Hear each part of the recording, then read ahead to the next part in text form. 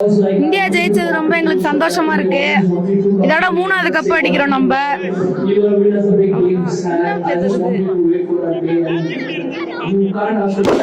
அவ்வளவு த்ரில்லிங்காலாம் இல்ல, ஈஸியா தான் போச்சு. நம்ம ஃபர்ஸ்ட் 100 ரன்னுக்குள்ளேயே 4 விக்கெட் விழுந்துருச்சு. அதனால மேட்ச் அவ்வளவு இன்ட்ரெஸ்டிங்காலாம் போல.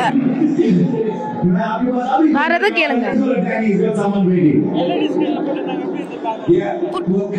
இதுதான் ஃபர்ஸ்ட் டைம் நம்ம கடலூர்ல போறதே இதான் ஃபர்ஸ்ட் டைம் நினைக்கிறேன். நல்லா தான் இருந்தது. ஆனா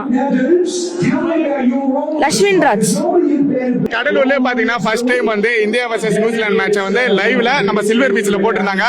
ரொம்ப நன்றி கவர்மெண்ட், அதுவும் நம்ம கடலூர்ல ஃபர்ஸ்ட் டைம் போட்டதுக்கு. அது மட்டும் இல்லாம இந்தியா வந்து T20 world cup ஜெயிச்சாச்சு.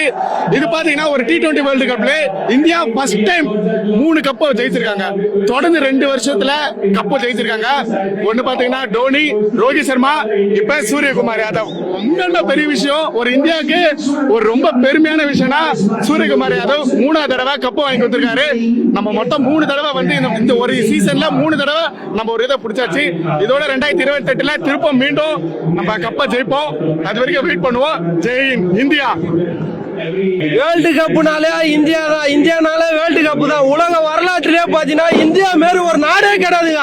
India world cup 3வது முறையா T20ல தூக்குறாங்கன்னா கடலூர் சில்வர் பீச்ல அங்க பாருங்க ஆயிரக்கணக்கான நபர்கள் வந்து பாக்குறாங்கன்னா வச்சுக்க பெரிய விஷயம். நீ பீச்ல மக்களோட வெற்றி இது. இந்தியா வெற்றி மட்டும் கிடையாது, உலக மக்கள் எதிர்பார்ப்பு இந்தியா தான் வெற்றி பெறும் நினைச்சாங்க. T20ல பாருங்க உலக சாதனைங்க. வேற மாரி நீங்க தமிழ்நாடு மட்டும் இல்ல உலகத்திலே இந்தியா அடிச்சுக்க ஆள் இல்லைன்ற மாதிரி வேற லெவல்ல இருக்குது. வேற மாதிரி